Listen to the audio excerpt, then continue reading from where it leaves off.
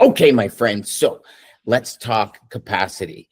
There's some things happening in the market that can be a little disturbing for most of us if you truly understand the data. And that's what we're going to talk about today on the Logistics Life.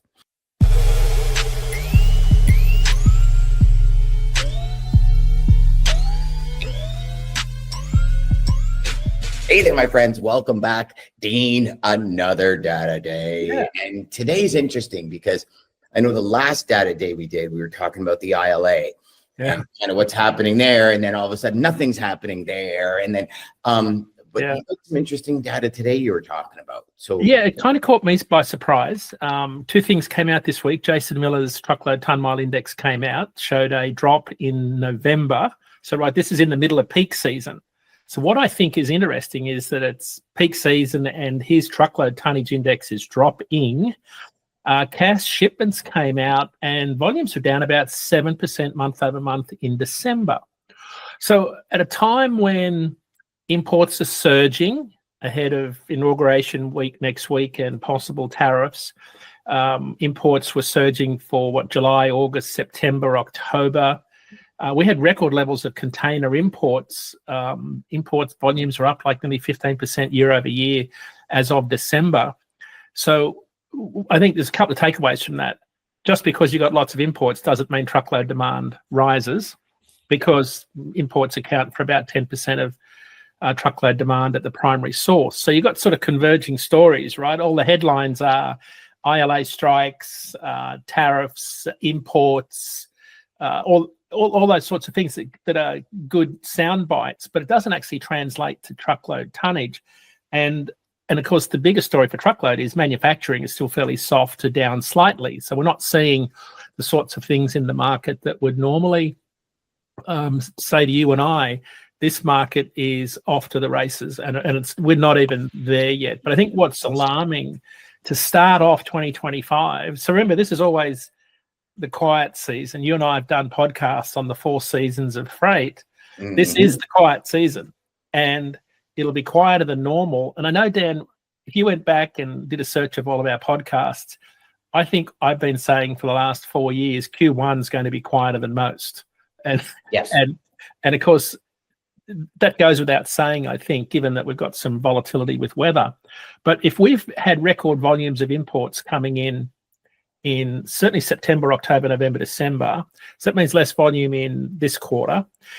The fact that volumes were dropping for November in the truckload ton mile index and in the cash shipments index, which is a mix of truckload, LTL, and intermodal, that doesn't suggest that Q1 is going to be anything, fantastic for carriers, especially when you think about excess capacity that's still in the market.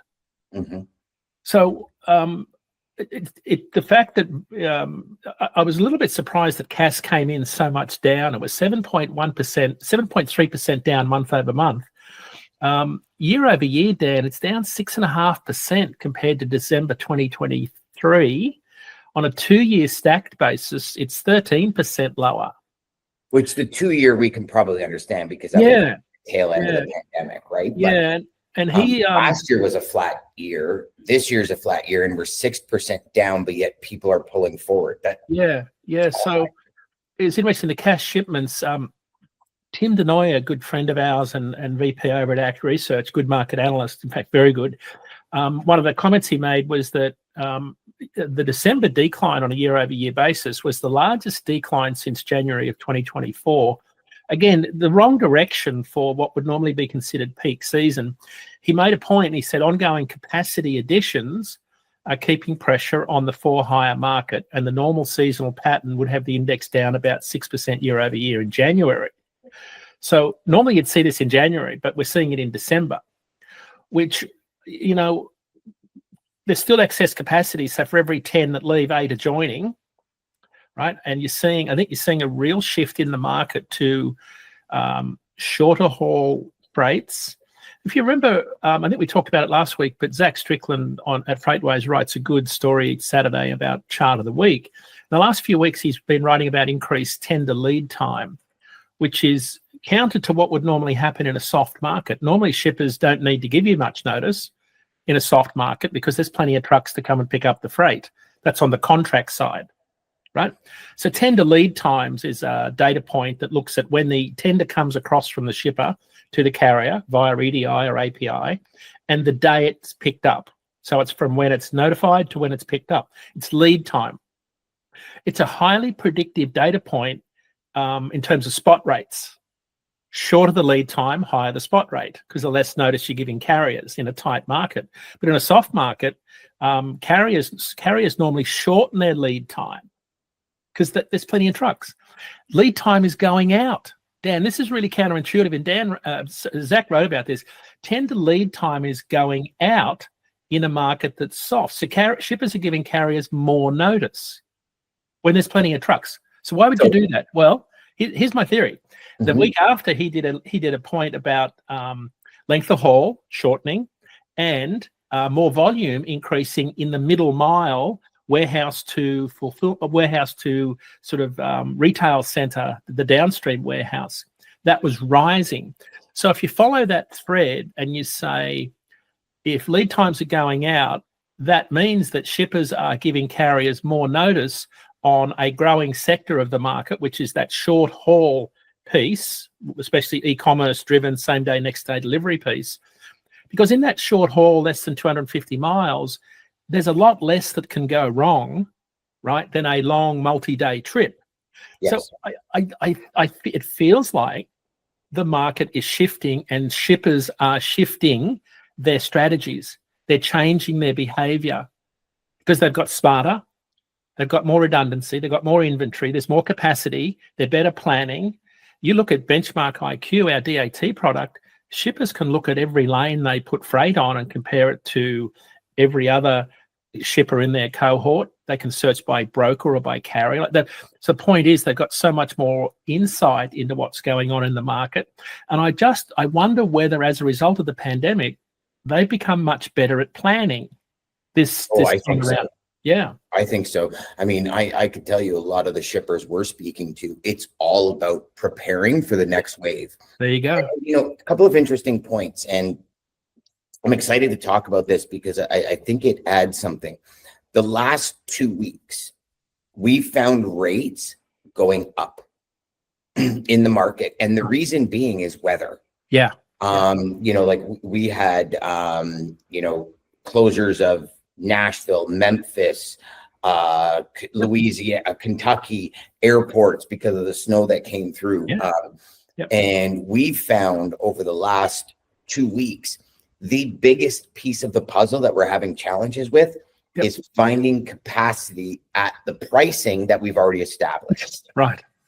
Which is interesting because in conversations with people, it's not the fact that there's not enough trucks, it's the fact of weather is holding everyone up.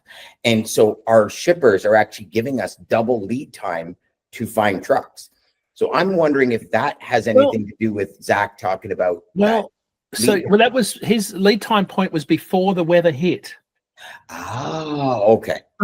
So you raise a good point because rates did go up and they'll probably go up again this week. But then once the weather cools down, they'll come way back down, right? So I guess the point is that regional weather and tightness in capacity and shorter lead times and higher spot rates doesn't automatically move the national needle. So when I talk about the market, I'm talking nationally.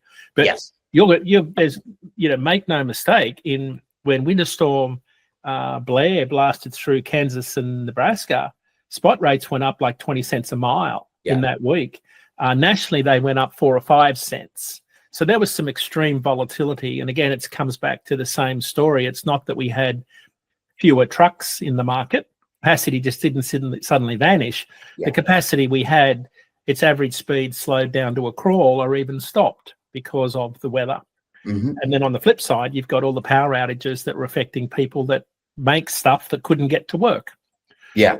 And then, you look across Canada and we've had snow squalls. Right. And this year in particular, over most years, we seem to be getting hit left, right, and center with specific areas of snow squalls. Like there was feet of snow, like 2-3 feet of snow that fell in one area in like 9 hours. Yeah. And then literally 100 or 50 miles south, not a single stitch of snow. Wow. Wow. And you think about that transit, right? You think about the way you've, the way you travel, and especially Ontario, where you're going north over top for the passage over to Western Canada, right? And you're going through these singular columns of snow belt of snow squalls that is just like devastating havoc. I mean, mid-December, there was a snow squall to the point where Highway 11 going north in Ontario, it literally shut the highway down. Right. Like, as people are driving, they're slowing down, then come to a stop, and they were buried. Right. Like, they had to actually plow people out. Trucks couldn't even get going again because the snow fell so fast. Yeah. Dan, I was reading some things on Reddit and other threads, and there was a real sense of anger against carriers that were price gouging over the break, which is kind of ironic, right? When you think about where we've been, because carriers have been complaining about the other side of the equation with brokers. What goes around comes around for carriers, and they talk a lot about transparency, but there's opportunity for these guys to, stick it to brokers and shippers whenever they get a chance, and that's what happened over the break. Now, and that of course drives up rates, because it wasn't until last Monday that carriers got back to work. But for those carriers that were out there running, apparently they were really sticking it to brokers to move freight in between Christmas and New Year. And of course, that's when the weather sort of started in those areas you talk about. So not a healthy environment. You and I've talked a lot about partnerships and being good. So anyway, I mean, a couple of things, Dan, that I think are worth talking about, just to sort of go back to where we started the show. Jason Miller's report said that the production truckload demand is down because some sectors like quarrying, drilling, oil and gas, plastics, rubber manufacturing, metals manufacturing, fabricated metals manufacturing are all down year over year. And that's a pretty big deal, because that's where most of our truckload demand comes from, those sectors. So the fact, and I've got some data here that I pulled up this week, his truckload ton mile index is down year over year. So it's about where it was in 2018. But the data point that he, and this is really interesting, like we talk about data points as if they're definitive. They're not. Like, it's just a piece of a puzzle, and you put all these data points together, you get a picture. One of the things that he said on a show last week that he was watching for in terms of an inversion in the market was the construction supplies. So it comes from the Federal Reserve economic data set, the FRED, construction supplies. So what he's talking about here, the publicly available data for things like architectural metals, concrete products, construction steel, stone, mining, quarrying, plastic products. Those data points correspond well to bull markets in freight demand. And when you plot that index going back to, you could go back 30 years, but when you plot it, it's been moving sideways for the best part of a year. And so it's been declining for 3 years. So that doesn't, suggest that the market's on the right trajectory. So again, you add that into the mix, and the manufacturing sort of been soft and moving sideways. We've talked a lot about no significant trigger in the market to drive demand. And then we get this news that the two of the really important indexes for freight demand were down in peak season. And that to me is sort of slightly unusual. On top of that, you've still got a lot of excess capacity in the market. You've got, and then carriers are still hanging in there. We did have an exodus of carriers in late December, so that was a bit of a surprise that we saw as many carriers leave as they did. On the broker side of the ledger, we've got about 6,000 fewer brokerages in the start of this year, than we did 2 years ago. So brokerages, the count of brokerage authorities is down 13% year over year. There are 25% fewer brokers than the peak of 30,240 broker authorities in October of 2022. So that's the peak, October 2022. And of course, you'll know, Dan, the market had already turned by then, right? And it's probably because they got in too late. They kind of, got in too late.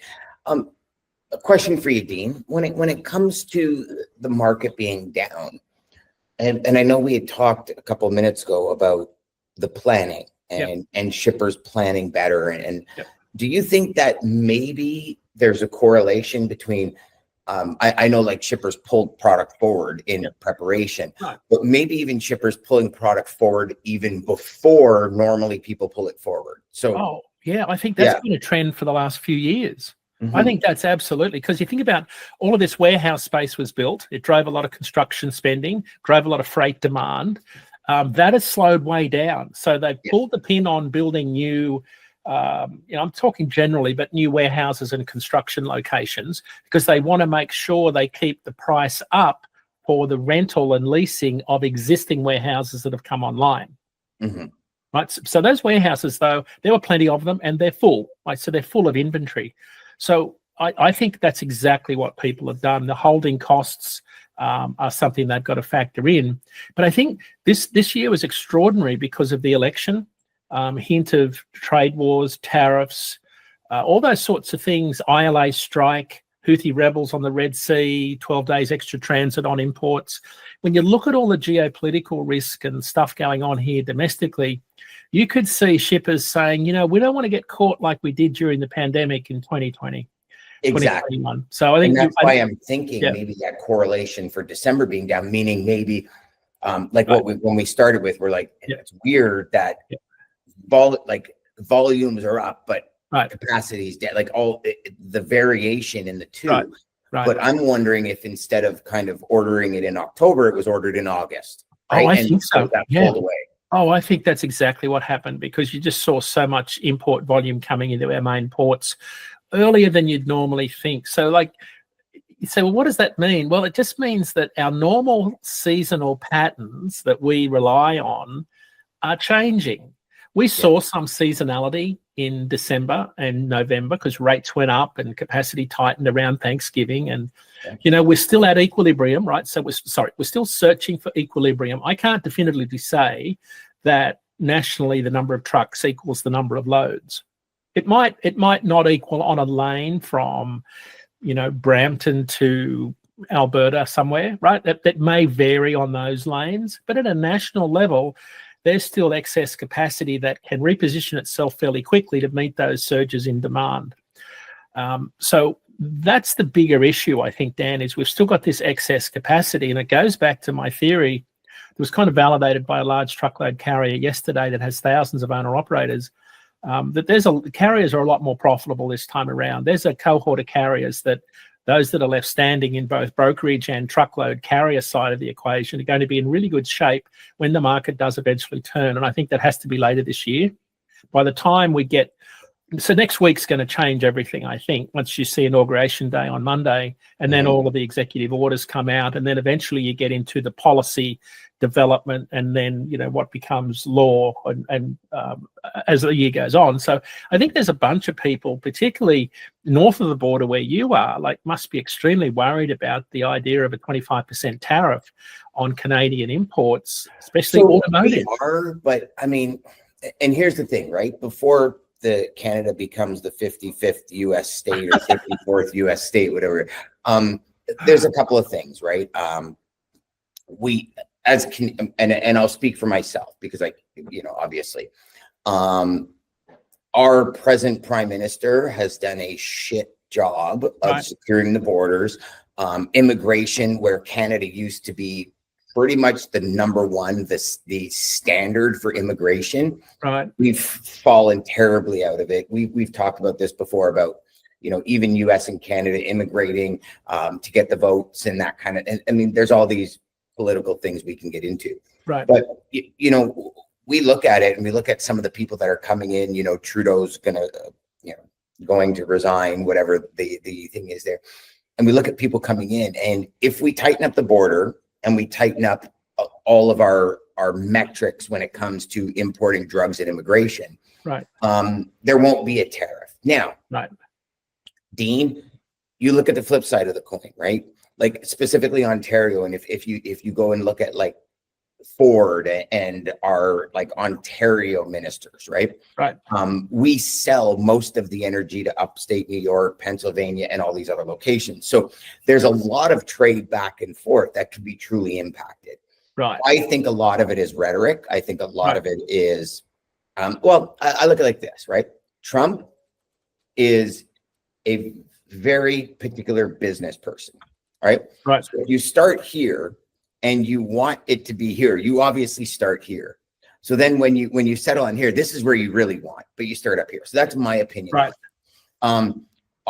If Polivier gets in, he's promised to, because our housing market in Canada is absolute trash. Is it? Right. I mean, it's just, it's almost impossible for anyone that's not making well over 150 grand to afford a house. Right. And obviously, as you know, a lot of these companies and jobs don't pay that. That's not the median in any country. However, he's looking at increasing housing, which is going to increase spending, which is going to increase construction, which is going to, we're talking about 40 flatbeds per house, right? Like so all of these things we see I do personally anyways. I see a lot of very positive things coming forward in Canada. It'll be a matter of when it hits. Yeah. So you don't think, so even though automotive is such a big part of your economy, you don't think there'll be a significant impact then on if they suddenly cost 25% more? I don't think it would ever get. You don't think so? And again, I don't think it would ever get to that, Dean. Like, you got to think about it. The cost of vehicles right now. If there was a 25% tariff across the board, vehicles would have to go up at least 30%, because you're talking tax, you're talking everything, right? Yeah, yeah. Do you really think, and you look at the average, I'll call it a pickup truck because that's what I drive, right? Pickup trucks used to be one of the cheapest vehicles on the market. Now they're one of the most expensive. Right. Right. You look at the transition from gas to electric.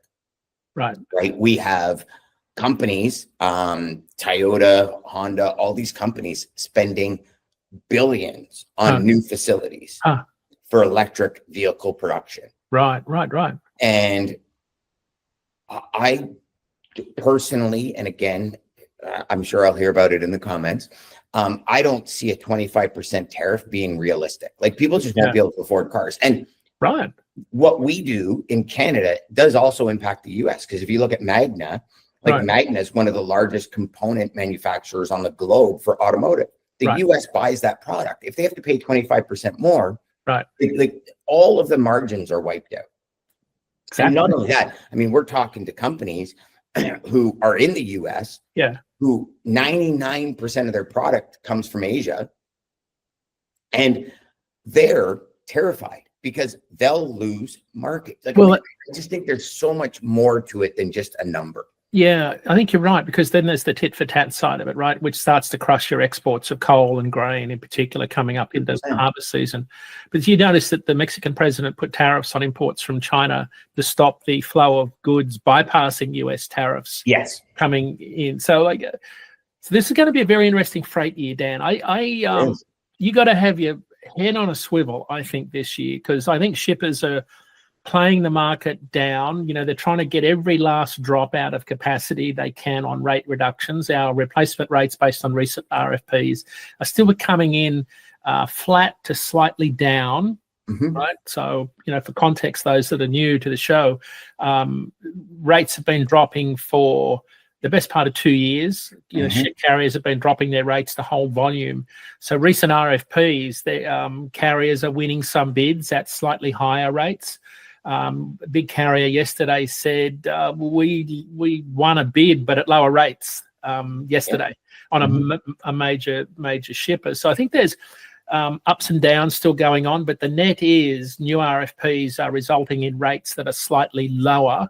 So shippers have still got some pricing power. Interesting, they've been asking for 6-month bids.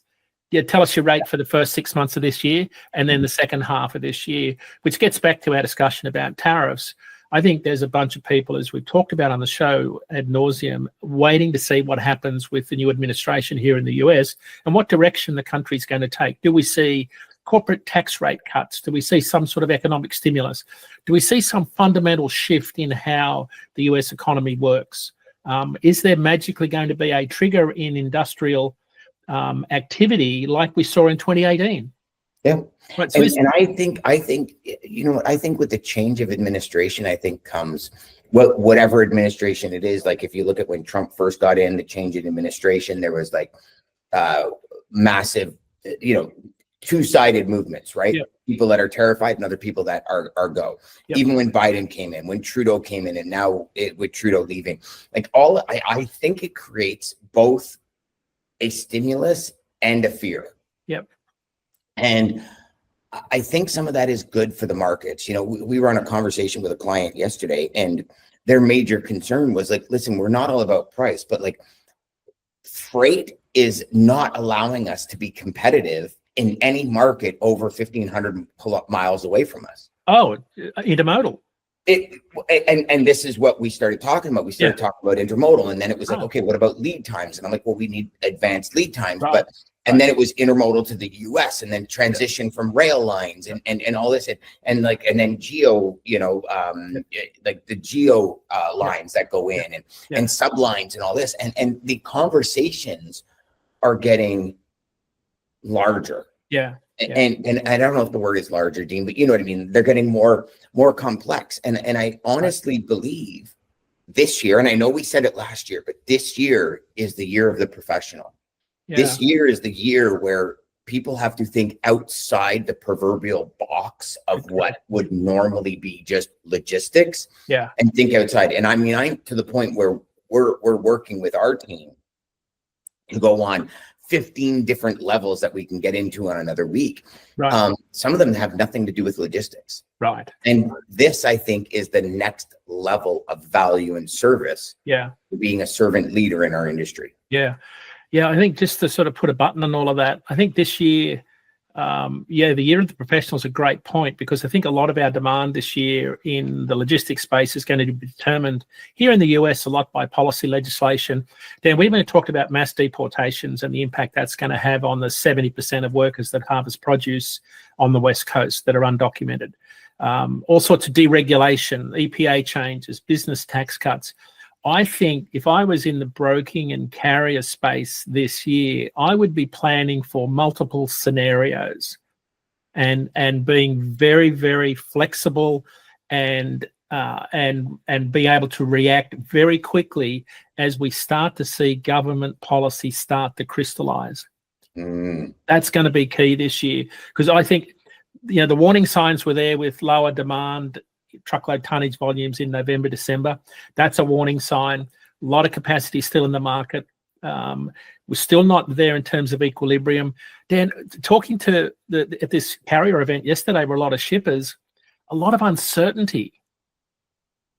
And so we're still in this. I'm looking forward to talking to you next Wednesday, and I'll be in India, coming to you live from India next week, about what happens after Inauguration Day, because if we see a barrage of executive orders and changes, then we'll know what sort of path we're on. And I think that's going to be the most important thing that's going to happen, because the US voting demographic voted for change, and I think that's what we're going to get by the truckload.